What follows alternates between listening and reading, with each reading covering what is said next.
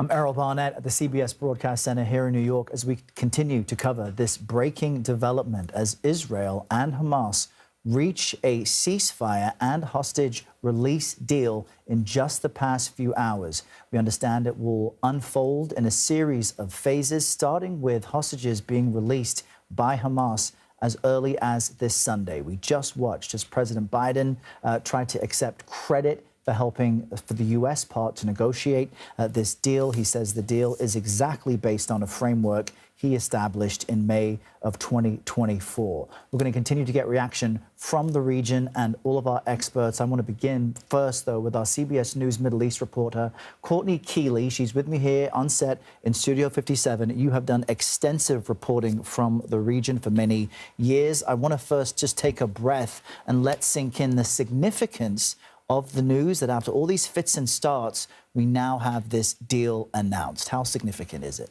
Right, and it's a question of dare we hope? It has been brutal since October 7th. Every side has lost. The civilians have paid the highest cost. The families of the hostages have paid the highest cost. And will this be over? So what I can tell you right now is I'm seeing reports coming out of Gaza from a Palestinian journalist, because no Western journalists have been allowed in, Palestinian journalists being hoisted on the shoulders of regular Gazans, celebrating the announcement of this ceasefire. Amid the destitute, the malnutrition, the lack of aid, they are cheering and they are happy at this news, and they're probably desperate for their news. Israeli families of hostages, it's going to be a long wait till Sunday. It's going to be a long wait till phase 2, and it's going to be a long wait till those remains of family members, deceased hostages, come out in phase 3. So every single step is grueling for everyone involved, and it will be grueling for everyone involved in keeping these negotiations alive. Because President Biden just said, as long as the negotiations continue, phase 1, phase 2, phase 3, the ceasefire will hold. I have seen countless ceasefires in my 25 years of experience, starting at the Al-Aqsa Intifada, coming out of being in Gaza, reporting on the ground, of failure. Do we dare hope? And I think we can, because there are so many changes in the Middle East and there are a lot new players. And it's really not about these American presidents. It's really about the complete change in structure and shape among local leaders in the Middle East, too. And just to give our viewers a bit of additional context, we understand this first phase would include, could take place as early as Sunday, the release of 33 women, children, and older hostages, including those who are injured. In exchange, Israel expected to release Palestinian women and children from its prisons. Who they are specifically is still to be determined. Courtney Keeley is with me here in Studio 57. We also want to speak with our senior White House correspondent, Weijia Jiang, who has just listened to President Biden accept credit for what will be effectively handed over to the next administration come next week. Weijia, what was the main headline from what you heard the president say, really showing a moment of strength with his vice president and secretary of state standing behind him? Yeah, Errol, this is an announcement that President Biden has been waiting to make for so long, especially after he announced this very framework last May. And so you can imagine the relief and also the acknowledgement that it will not actually be his administration that is carrying out these critical details of this agreement, which he spoke at length about. He nodded to the fact that his national security team was in close coordination with President-elect Trump's because, in 5 days, Errol, there will be a change of administrations. And even phase 1 of this deal is for 6 weeks. So obviously it will be up to Trump and whoever he delegates to carry out the details in this deal. But, President Biden also talked about how this was the result of dogged and painstaking American diplomacy, I think trying to remind everybody that this is really about coming together as America, as the United States, to maintain its role in brokering what has been such a long journey. And interestingly, he was asked, Errol, about some comments that President-elect Trump has already made about this deal. He posted on social media, this epic ceasefire agreement could have only happened as a result of our historic victory in November, as it signaled to the entire world that my administration would seek peace and negotiate deals to ensure the safety of all Americans. And Biden was asked about Trump taking credit, and he simply pointed to the fact that the agreement we're talking about right now is the one that he put forward. He said it was the exact framework that he introduced in the spring. Then when he was asked even more pointedly who deserves the credit for this, you or Trump, the president answered, was that a joke? But of course, you should always expect there to be rhetoric and politics weaved in. But when you push that aside, what matters even more, Errol, was the president's reiteration that it will be up to the incoming administration, and that he has stressed to his own team that they must be in lock and step in order to carry this out, Errol. And as everybody's laid out, Weijia, it's still very delicate. Margaret Brennan noted that the final terms were agreed to as late as this morning. And I know you there at the White House would know how quickly we got word that President Biden would address the public and take credit for this news. One remark he made, citing what diplomat George Mitchell had told him about, long diplomacy. He said there are 700 days of failure, but 1 day of success. Can you help us understand how President Biden formulated this framework from the spring of last year, the spring and summer of last year, knowing full well that he would be or could be leaving office? Well, at the time when he introduced it, it wasn't clear how long it would take. And remember, even before May, there were several attempts to have a ceasefire, whether that was going to be a temporary ceasefire leading into a permanent one or not. And even though his team had worked with negotiators on both sides to get to the brink of an agreement many times, they ultimately fell through. Although there was, we should say, one period of a ceasefire during which Israel allowed more humanitarian aid to flood Gaza.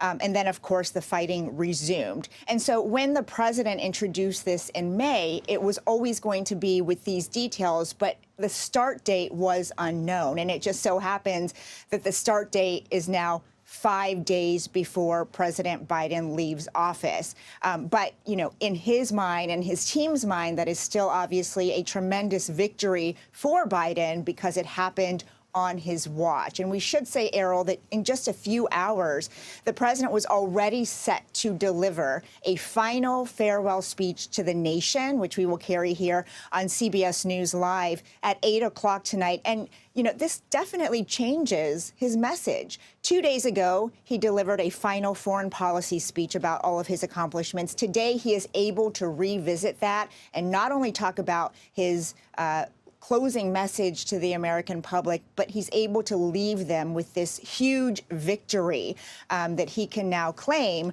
was under his administration. And he named all of the people on his negotiating team who had been at this for so many months, making trips to and from the Middle East, trying to broker the deal that we saw announced today, Errol. But you're absolutely right in that, this is obviously a very delicate situation, and we don't know whether or when phase 2 will happen and phase 3. And so it really just depends on what happens when the Trump administration takes over, Errol. Weijia Jiang giving us the very latest from the White House. Weijia, thank you for that. And of course, we will have the president's speech live here on CBS News 24/7. Now, let's speak with CBS News national security contributor Sam Vinograd. Sam, here we are finally. We know that you've worked as a former counterterrorism official at the Department of Homeland Security. What strikes me is this note of not just the Biden diplomats who helped line this up and get us here, but the acknowledgement that President-elect Trump's envoy, Steve Witkoff, was in the room and was part of these talks recently. How significant is that in getting something that can actually stick? Well, achieving a ceasefire and hostage release deal is one of the few areas that President-elect Trump and President Biden agree on. It is worth noting that since the election, negotiations for the Biden administration have really been colored by the fact that many world leaders viewed the administration as a lame duck administration. Other countries, other parties were reticent to engage in negotiations with the Biden administration under fears that President-elect Trump could come into office and completely reverse any negotiations. Having President-elect Trump's team involved on the ground in Qatar and having ostensibly President-elect Trump sign off on this deal sent a signal to both Hamas and to Prime Minister Netanyahu that this deal will stick when President-elect Trump comes into office. I will note, Errol, Face the Nation host Margaret Brennan made a very important point during this special report that just included. The implementation of this deal is going to be incredibly complex. We know that his Middle East envoy, Steve Witkoff, will be involved, but I can tell you from experience, implementing these deals takes multiple ambassadorial level personnel on the ground, monitoring implementation, coordinating with aid groups, coordinating with the parties. And we just don't know yet who from President-elect Trump's team will be performing those roles. So we just better hope that there is not a gap in personnel responsible from the U.S. side for actual implementation of the deal. And we do know that Republican Senator Marco Rubio is Trump's nominee to become Secretary of State. Those confirmation hearings unfolding this week. We should also note, as important as this is for Americans and the Israeli-American hostages who could be released Sunday, the dynamic is not only different on the U.S. side, but in the region too. When you look at Bashar al-Assad now ousted from Syria, when you look at the changing dynamics in Lebanon, can you help us understand the regional picture and how its evolution helped us get here, Saudi Arabia included? The balance of power in the region could not look more different between October 7th, 2023 and today. We have to remember that Hamas's biggest supporter, Iran, is in a very different position today than it was on October 7th. Hamas itself has been decimated by losses to its senior leadership, including its real leader, Ismail Haniyeh, as well as Yahya Sinwar, who is leading operations on the ground. In addition to that, it's lost so many fighters. Now, Iran was Hamas's biggest supporter with financial assistance, weapons, and more. Iran is on its back foot. We saw that was very evident when Iran withdrew its support for Bashar al-Assad and rebels in Syria were able to take power. Hezbollah in Lebanon has also really suffered catastrophic losses at the hands of Israel, both through covert campaigns, as well as an actual ground war that lasted. So Hamas's actual position in Gaza and backing from its supporters has changed dramatically, and we have to assume that that has been a real factor here in bringing Hamas to the negotiating table and leading them to accept these contours of the deal, not to mention the fact, not that Hamas cares about civilians, but the humanitarian situation in Gaza is catastrophic, absolutely catastrophic. Sam, stand by for us. Joining us from our Washington bureau, we now want to speak with CBS News Chief Foreign Affairs correspondent and moderator of Face the Nation, Margaret Brennan, the first to report that this deal had been reached. Margaret, help us understand some of the latest information you understand about how the ceasefire will work, because as everyone, and you included, have discussed, the implementation here will be crucial. Right. You can agree to something on paper, but then you have to see if there is follow through, as Sam was laying out for you. What we know is that there are 7 Americans, at least 3 of them assessed to be alive, who are among those hostages being held. And in the first phase of this deal, which will be playing out over 6 weeks of time, we could see 1 or 2 of them released. There is a 3rd American who was a member of the Israel Defense Forces and therefore considered a combatant who would then be in a later phase of this deal. So there is certainly a focus for some of these families to make sure that this isn't just a one-time prisoner swap for these 33 people, but that it follow through all the way through this complex deal. As I heard Sam pointing to, and it's a great point, the question becomes implementation and who oversees it. The diplomats who negotiated this on behalf of the Biden administration are longtime Mideast hands with deep regional knowledge. We don't yet know who will stay on and join the Trump team that has that kind of background. And why does it matter? You've got to navigate all the complex regional politics What's been useful in these final days is that unified force of the Biden and Trump teams, because it does suggest that the United States will have a vested interest in making sure that this holds on past this weekend, when we are about to see the change in power between administrations in this country, January 20th. But the long and short of it is that this is a huge achievement to get to yes. We will see if the shifting of troops in phase one, as described by President Biden, is followed through on.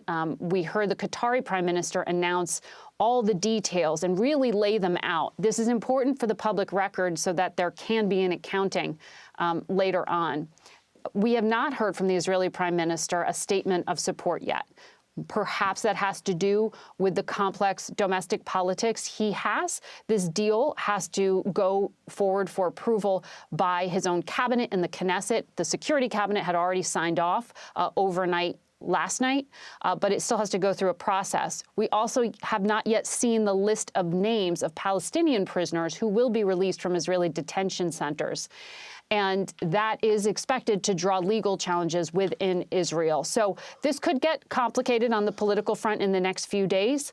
But if it holds, even just through this weekend, we could see some families reunited. And of course, that has huge meaning for those who have been missing their loved ones since that horrific October 7th attack. And for those living in Gaza, they obviously would hope to get to that phase three part of this deal, because the peak would allow for 600 aid trucks per day. We are talking about a situation where sometimes there are no aid trucks getting in. And so that has led to catastrophic conditions inside of Gaza and a lot of suffering on behalf of civilians who are trapped there, unable to leave, and under brutal rule of Hamas and in the midst of crossfire. It is just an absolutely horrific situation inside Gaza. And we've already seen footage from the region of people celebrating this news, certainly a moment for optimism and hope. And to your point about relatives of hostages and other victims, this is a moment where at least they can get a sense that perhaps the worst might be behind us. You've specifically laid out some of the issues and sticking points, chief among them who in the Trump administration will handle the implementation of this deal. What might be the largest delicate issue that could unravel it all? Well, there's also just the reality of what's left behind. One of the things President Biden and his team had been asking from day one of the war is, what's the plan for the day after? We haven't really heard much of that articulated by the Israeli government itself, because it is so politically heated, particularly in the right wing of the Netanyahu government.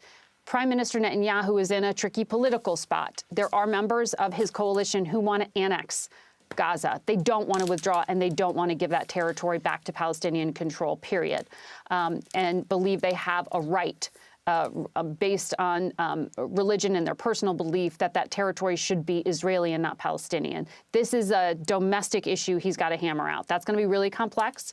You also have the reality of what's left, the absolute devastation inside of Gaza. I have had U.S. officials, and particularly those in the national security space, worry out loud about the radicalization that could happen from those left behind, and perhaps is happening with the reconstituting of Hamas, because there are so many children left without parents. There are so many horrific situations in terms of famine, in terms of injury, in terms of lack of medical supply. What is left behind? At one point, the Director of National Intelligence, Avril Haines, testified before Congress saying this will have a generational impact on terrorism. For that reason, of what could come out that could be worse, the United States has an interest here in making sure that there is an alternative to the current conditions and the ongoing war, because the U.S. is so tightly allied with Israel, and U.S. weapons are being used in these assaults. And so the U.S. does get blamed. So there is a risk to the United States that continues through any future administration because of that. So the Trump administration has an interest here. Donald Trump has said he doesn't want this issue in his inbox on day one. He wants the war to end and to be able to move forward. And all those risks make it even more significant that we reached this moment. Our Margaret Brennan, the first to report on a ceasefire and hostage release deal between Israel and Hamas. Margaret, thank you very much. We now want to cross to CBS News political reporter Aaron Navarro. He's joining us from West Palm Beach. Aaron, we saw a message released by President-elect Trump taking full credit for this deal. What did he have to say, and what can you tell us about it? Yeah, in the Truth Social post shortly after news of the deal broke, President-elect Trump said that the deal would not have been able to happen had he not been elected this past November. He said he was, quote, thrilled about the hostage deal. He said his team will work with Israel and allies to, quote, make sure Gaza never again becomes a terrorist safe haven. Said he would use this ceasefire deal to build on the Abraham Accords implemented in his first term. But he also gave credit to his envoy to the Middle East, Steve Witkoff, a prominent American investor. We know that Witkoff and Biden's top Middle East advisor, Brett McGurk, have been working together to get this deal done, put pressure on Israel to accept the contours of this deal. And Qatar's prime minister in the press conference today even credited the collaboration between the outgoing administration and President-elect Trump's advisor in getting this deal done as a sign that America was truly unified and committed in making this happen. I just want to make sure our viewers are aware that we expect an update from the State Department at any moment. As soon as that begins, we'll take you there live. Aaron Navarro speaking to us from West Palm Beach. Aaron, we know that Steve Witkoff, as you just mentioned, was the Trump envoy who helped us get here. But as Margaret was laying out just a few moments ago, the implementation of this deal will be crucial to getting to the aspects of rebuilding Gaza and seeing more hostages released. Do we know anything about who President-elect Trump wants on his diplomatic team? We know that his son-in-law, Jared Kushner, has not been announced as part of his administration this time around, despite being quite visible during his first term. Well, we know that former Governor Mike Huckabee will be in the role as ambassador to Israel, as well as Witkoff expected to have continued presence. But Trump just wanted to get this deal done. Building off what Margaret said earlier in her answer, Trump said as a candidate in April 2024 that we need to get on with life, saying that Israel needs to get this done. So this is something Trump wanted off his plate. It is important to note that implementation of this deal and the road to a permanent ceasefire is going to be on President Trump's desk. So maybe thornier issue ahead of the president-elect in the next coming weeks. And Aaron, do we know about where we may see President-elect Trump in the hours or days ahead? Well, we know he's going to be traveling to Virginia and then Washington, D.C. for inauguration ceremonies this weekend. We also know some of the people that will be in attendance at his inauguration: Jeff Bezos, Mark Zuckerberg, Elon Musk. And we also know that former First Lady Michelle Obama, who did not attend Jimmy Carter's funeral, is also not expected to attend President Trump's inauguration this time around. All right, Aaron Navarro giving us the latest from Team Trump out of Florida. Aaron, thank you.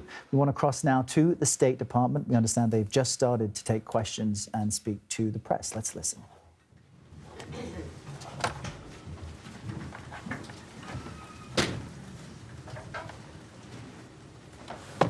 Good afternoon, everyone. Start with some opening remarks. As President Biden just announced, earlier today, the government of Israel and Hamas agreed to a ceasefire along the terms of the proposal the United States laid out publicly in May. This ceasefire agreement was a long time in the making and comes as a result of extensive diplomatic engagements by President Biden, Secretary Blinken, National Security Advisor Jake Sullivan, Director of Central Intelligence William Burns, Brett McGurk, and other officials across the government, as well as our partners in the governments of Qatar and Egypt. This ceasefire will bring immediate relief to the people of both Gaza and Israel. Hostages will begin to return home in the coming days. Humanitarian assistance will surge into Gaza. The fighting will stop, and the people of Gaza, who have endured and suffered through so much pain and suffering, will finally be able to start rebuilding their lives. Yesterday, Secretary Blinken set out in a speech 3 imperatives to end the conflict, move towards greater integration in the Middle East, and realize the promise of more durable peace and security. First, a ceasefire. Second, an effective plan for Gaza's governance, security, and reconstruction. And third, normalization between Saudi Arabia and Israel. That provides, Israelis and Palestinians the incentives and assurances they need to achieve their long-sought national aspirations. Today, we achieved the first of those imperatives. On the other two, a day after plan and normalization, we are handing over to the incoming administration detailed plans that enjoy a solid foundation of support in the region thanks to our diplomatic efforts. We hope they will seize on this momentum and the opportunity it provides. The ceasefire announced today opens the door to breaking the cycle of violence that has long plagued the region, if leaders there are finally prepared to make the tough decisions necessary. Before walking down here, I watched video feeds from both Gaza and Tel Aviv, and in both places I saw the same outpouring of joy, of hope that this long and bloody conflict that has left so many dead and wounded and homeless might finally be coming to an end. The United States shares in that hope, and we have worked over the past months to do what we can to make it a reality. This ceasefire is an important achievement, and it is now incumbent upon everyone in the region and in the United States to do what they can to turn it into a lasting peace. And with that, Matt. All right. Well, welcome back. It's been it's been a while. I think someone messed with my podium too. It's a little low. Yeah, it has been a while since I've been here. Yeah, welcome back to the podium, and bye. You know, Matt, I can always count on you to be sentimental, and I thank you for carrying forward that same amount of sentimentality today. If that's it, if you don't want any questions, I'm happy to leave and make it bye right now. I just wanted to, before starting off, before starting out, I just wanted to say, look, thank you very much for your service and your willingness to be up here every day. Well, except for the last month. You know, there was a holiday followed by a week when I was on the road with the secretary. So I do think I have a legitimate excuse. Yeah. I didn't enjoy those snow days. I was on the road. Yeah. Right. Anyway, but yeah, no. Thank you, Matt. Listen, All right, we will keep listening into the State Department briefing. You're seeing spokesman Matt Miller there take questions. We'll listen to that and bring you updates as they emerge. We want to cross now to CBS News contributor Robert Berger. He's in Jerusalem and has been following reaction to this significant development. Robert, help us understand how this deal could change the situation on the ground in Gaza. Well, first of all, you have a ceasefire after 15 months. Gaza is largely destroyed, and people really have been confined to these so-called humanitarian zones with very little food, water, and the basics. Now you're supposed to see a surge in humanitarian aid as a part of this 6-week ceasefire. Currently, there are maybe 150, 200 trucks going in per day. That's supposed to go up to 600. So hopefully easing the humanitarian crisis. And of course, on the Israeli side, you want to see the hostages get home, even though it's important to point out that this first phase sees the release of 33 Israeli hostages, not all of whom are alive, but there are still about 65 other hostages left in Gaza whose fate is still to be determined. And the sticking point there will be that Israel will release Palestinian women and children from its prisons. We don't know who they may include, and Margaret Brennan has been telling us that in of itself could lead to legal hurdles in Israel. What else could prevent this from happening? Yeah, I mean, I would expect the Supreme Court, if these appeals come against some of the prisoners, that the Supreme Court would allow the release of these prisoners to go ahead, because that's been done in the past. This isn't the first time Israel has released Palestinians, convicted of terrorism from jails. But it's really a fragile ceasefire. I mean, one possibility is, what if there is an ambush on Israeli troops during this period? What if the ceasefire is broken? That could scuttle the whole thing. So it's all very fragile. And we'll have to wait and see if they can bring it off in the first phase, and then the second phase is going to be a lot more difficult. But still, this is a moment that many in the region expected we wouldn't reach, considering the ongoing war and the ongoing despair in Gaza. Give us a sense of the latest strikes and conflict and fighting that's happened. Well, Israel has really stepped up the strikes both on land and from the air over the past few weeks, I think trying to put the military pressure on Hamas to make a deal. Now, that is still ongoing, but it's supposed to stop on Sunday. And then also, hopefully on Sunday, 3 Israeli hostages will be released. And then we're supposed to see a phased release, like maybe a batch of 3 or 4 Israeli hostages released every week. And in tandem, then Israel would release maybe 100 or 150 Palestinian prisoners each time. Robert Berger joining us from Jerusalem with the latest on this significant news that Israel and Hamas have released a ceasefire and hostage release deal that is expected to be unfolded and rolled out in 3 separate phases. Robert, we appreciate you joining us from Jerusalem, and we will check in with you in just a few short minutes. We've also been listening to folks in the region who have said there is an incredible amount of enthusiasm and support for this ceasefire and hostage release deal. But if it begins Sunday, the implementation of it over the long term will be the responsibility of the incoming Trump administration. So President Biden taking responsibility for laying this out, and the incoming Trump administration will be responsible for really making it happen.